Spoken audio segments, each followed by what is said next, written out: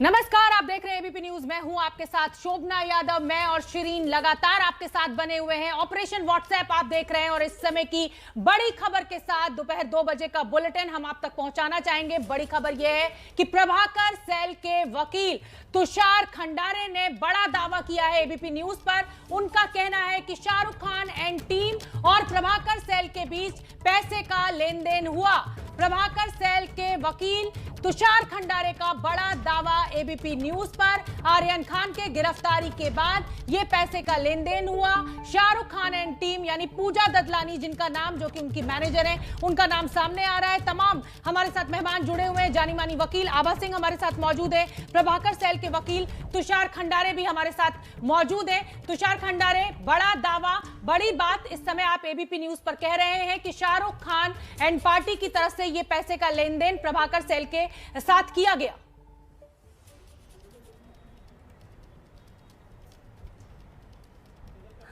तुषार खंडारे, आप मुझे सुन पा रहे हैं? तुषार खंडारे, आपने शायद म्यूट कर दिया है। आपने म्यूट कर दिया, उसको अनम्यूट कर लीजिए। जी, बड़ा दावा आपने एबीपी न्यूज पर आज किया है कि शाहरुख खान एंड टीम के द्वारा प्रभाकर सैल के साथ पैसे का लेन देन हुआ है। पूजा ददलानी का नाम आपने लिया है। जी बराबर है, पूजा ददलानी ये ट्रांजैक्शन में थी। पूजा ददलानी ने ये मीडिया के सामने आके ऑफिशियली ओपन करना चाहिए कि मैं जो दावा कर रहा हूँ झूठा है। एक चीज। दूसरी चीज, इन्वेस्टिगेशन एजेंसी अभी तक पूजा ददलानी को ये क्यों नहीं पूछ रहे, ये स्पॉट पे आप क्या कर रहे थे, ये पैसे का भरा हुआ बैग आपसे गाड़ी से कैसे आ गया, ये क्यों छुपा रहे हैं? ये being a good citizen of India आप क्यों नहीं सामने होकर आ रहे कि ये जो झूठ है उसको सामने लाइए, जो करप्शन हो चुका है सामने, करप्शन को क्यों आप हेल्प कर रहे हैं? रिश्वत लेना और देना दोनों ही अपराध हैं। ये शायद आप जाने माने वकील हैं, जानते ही होंगे। जितनी जिम्मेदार पूजा ददलानी है उतना जिम्मेदार आपका मुवक्किल भी है। लेकिन पूजा ददलानी ये पिक्चर में है, उसके सीसीटीवी फुटेज है। जी बिल्कुल, मेरा मुवक्किल है, लेकिन मेरा मुवक्किल विटनेस करके मेरे मुवक्किल को बोला गया ये एज डूइंग पंच आपका ये ड्यूटी है, और उसको ये बोला गया इसलिए उसने किया है। विलफुली और विशफुली ये किया नहीं है, उसके जबरदस्ती से किया गया और उसको बोला ये पार्ट ऑफ वर्क है। उसको ऐसा बोल के ये फंसाया गया है, इसलिए तो हम लोग इस टाइम से बोल रहे हैं कि इसमें जस्टिफाई होना जरूरी है। अच्छा, मुझे बताइएगा, एक जो गाड़ी में मीटिंग की बात कही जा रही है, एक नीली मर्सिडीज का जो जिक्र हो रहा है, क्या उसी में पूजा ददलानी थी? वो मीटिंग पूजा ददलानी के साथ ही थी? करके शांत क्यों है? पूजा ददलानी भी थी, यही तो हम बोल रहे हैं कि उसका इन्वेस्टिगेशन होना जरूरी है। तो अभी तक वो इन्वेस्टिगेशन क्यों नहीं हो रहा है? वो इन्वेस्टिगेशन क्यों पॉज है? क्यों अभी तक एजेंसी पूजा ददलानी को पूछ रही है? तो जो पैसों का लेन देन हुआ, नहीं पूछ रहे, जो पैसों का लेन देन हुआ तुषार खंडारे, वो सीधे तौर पर पूजा ददलानी जो शाहरुख की मैनेजर है उन्हीं के साथ हुआ, ये आप यहाँ पर कह रहे हैं ना साहब? वो थी उस गाड़ी में मौजूद। मैं यही बोल रहा हूँ कि जो डील हुई थी फाइनल 25 करोड़ की डील जो 18 में फाइनल हुई थी, वो मीटिंग लोअर परेल ब्रिज के नीचे हुई थी। वो मीटिंग में पूजा ददलानी वॉज प्रेजेंट और ये पूरा एविडेंस एसआईटी के पास है। तो एसआईटी पूजा ददलानी को क्यों नहीं पूछ रही है? बिल्कुल ठीक है, बड़ा सवाल, क्या कहना है? बिल्कुल ठीक है। तुषार खंडारे बड़ा सवाल उठा रहे हैं कि अगर पूजा ददलानी के खिलाफ सारे सबूत पुलिस के पास पहुंच चुके हैं, एसआईटी के पास पहुंच चुके हैं, तो पूजा ददलानी से पूछताछ क्यों नहीं हो रही है? जाने माने अभिनेता मुकेश खन्ना भी हमारे साथ जुड़ गए हैं।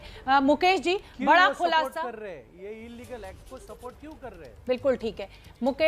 मुकेश खन्ना जी से संपर्क हमारा टूट गया है। आभा सिंह का मैं रुख करना चाहूंगी। आभा सिंह, रिश्वत लेना और देना दोनों ही अपराध हैं। हालांकि जो प्रभाकर सैल हैं, अब क्योंकि वो सरकारी गवाह बन गए हैं तो उनके तो 100 अपराध माफ हैं, लेकिन कहीं ना कहीं शाहरुख खान ने गिरफ्तारी के बाद अगर इस तरीके से पैसे की डीलिंग हुई है तो जिम्मेदारी, तो जवाब सवालों का उनको भी देना पड़ेगा। बिल्कुल, दोनों साइड को देना पड़ेगा। और अगर ये जो पैसा 50 लाख एक्सचेंज हुआ, अगर इसमें से थोड़ा सा पैसा भी एनसीबी के किसी अधिकारी को पहुंचा है तो ये प्रिवेंशन ऑफ करप्शन एक्ट के कानून के तहत एकदम सही बैठता है कि करप्शन, पैसा लेना और देना दोनों ऑफेंस है। तो ये अगर मुंबई पुलिस इन्वेस्टिगेट कर रही है और वो ये देख लेती है कि कोई भी पैसा एनसीबी के किसी अधिकारी को पहुंचा है, तो ये उसमें जो है बहुत बड़ा केस बन जाएगा और दोनों साइड के ऊपर सजा हो सकती है।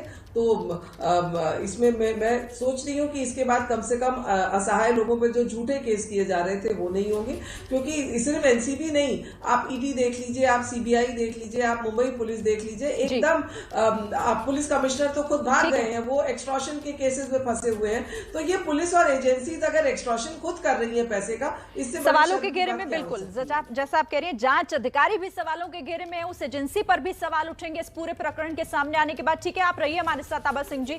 हमारे साथ एक और खास मेहमान आप स्क्रीन पर देख रहे हैं, जाने माने अभिनेता मुकेश खन्ना जी भी जुड़ गए। मुकेश खन्ना जी, एबीपी न्यूज पर स्वागत है आपका। मैं सीधे सवाल आपसे करना चाहूंगी, पहले आप अपना रिएक्शन दीजिएगा ऑपरेशन व्हाट्सएप जो कई सवाल खड़े कर रहा है। सवाल शाहरुख खान एंड टीम पर भी खड़े हो रहे हैं और एनसीबी पर भी खड़े हो रहे हैं, क्योंकि सीधे तौर पर यह सामने आ रहा है कि उगाही का एक खेल चलाया जा रहा था, जो मामला क्रूज ड्रग्स से शुरू हुआ था। देखिए, ये कोई असाधारण बात नहीं है। जब हमारे देश में जब भी कोई किसी भी केस में फंसता है तो कहीं ना कहीं ऐसी डील्स तो होती है।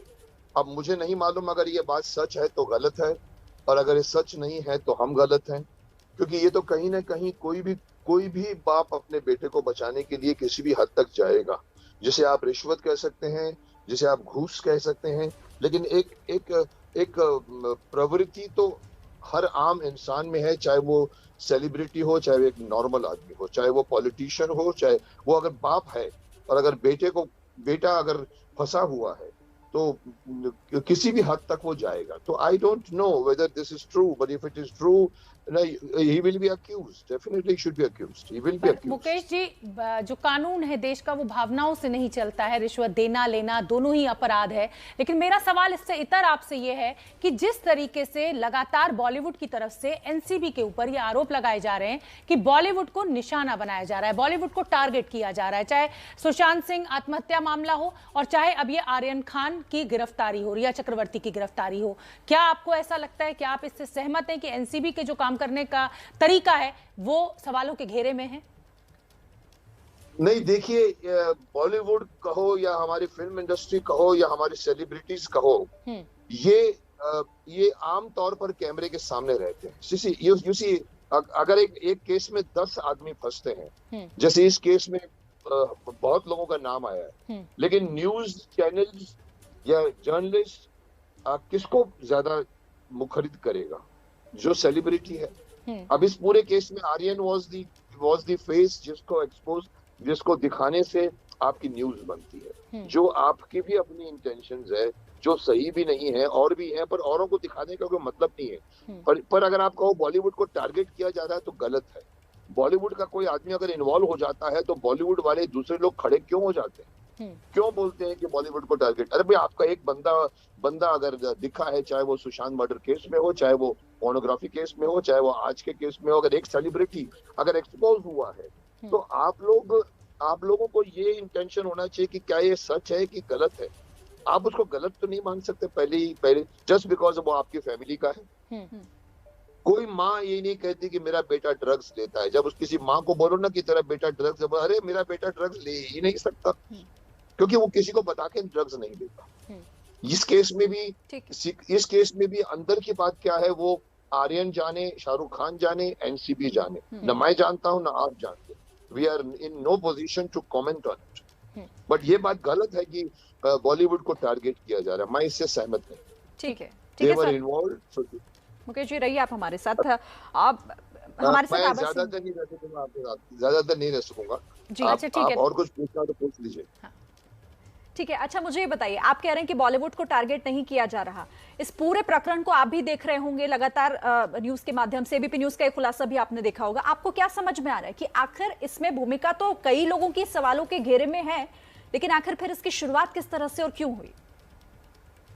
नहीं, देखिए, मैं आपको बता दूं मैडम कि ये जो ड्रग्स का इश्यू हमारे बॉलीवुड का नहीं है, पूरे भारतवर्ष का है। ये आर्यन जैसे सेलिब्रिटी के लड़के का नहीं है, ये हर बाप के लड़के पर है। और ये आज ये यूपी में भी है, बिहार में भी है, साउथ में भी है, नॉर्थ में भी है, ईस्ट में भी है। हमें सोचना ये नहीं चाहिए कि बॉलीवुड का ये बंदा एक्सपोज हुआ है तो चलो let us attack and Bollywood वाले भी फिर डिफेंड करते हैं। हमारा मकसद ये होना चाहिए how to stop this menace. और वो स्टॉप करने के दो तरीके हैं। एक तरीका तो ये है कि आप ड्रग्स की सप्लाई बंद कर दो, जो बहुत बड़े पैमाने पर होती है, बहुत लाखों करोड़ों अरबों रुपए लगते हैं, बड़े बड़े आई मीन वर्ल्ड छोड़िए, अंडरवर्ल्ड छोड़िए, सब तरह के वर्ल्ड इन्वॉल्व है, बिकॉज पैसा इन्वॉल्व है। आप उसको रोकिए, ये एनसीबी का काम है, ये हमारे लॉ एंड ऑर्डर का काम है। लेकिन मैं जिसके पक्ष में हूँ वो ये है कि दंड देना शुरू कीजिए। आप जो भी पकड़ा जाता है उसको टीवी पर बड़े पैमाने पर दिखाइए कि इस आदमी को इतने साल की दंड हो गया, ये इतने जेल में गया। See make that as a news. क्यों सिंगापुर में कोई आदमी डरता है, क्यों इधर दुबई में डरता है? बिल्कुल बड़ी बात आप कह रहे हैं, बिल्कुल मुकेश खन्ना। और ये जो ड्रग्स का जाल है ये सिर्फ हिंदुस्तान में नहीं, पूरी दुनिया में फैला हुआ है, और पूरी दुनिया के तमाम जो बड़े देश हैं उनकी जो पुलिस है वो लगातार इससे डील करने की कोशिश भी करती है। बहुत बहुत धन्यवाद एबीपी न्यूज के लिए, आपने समय निकाला।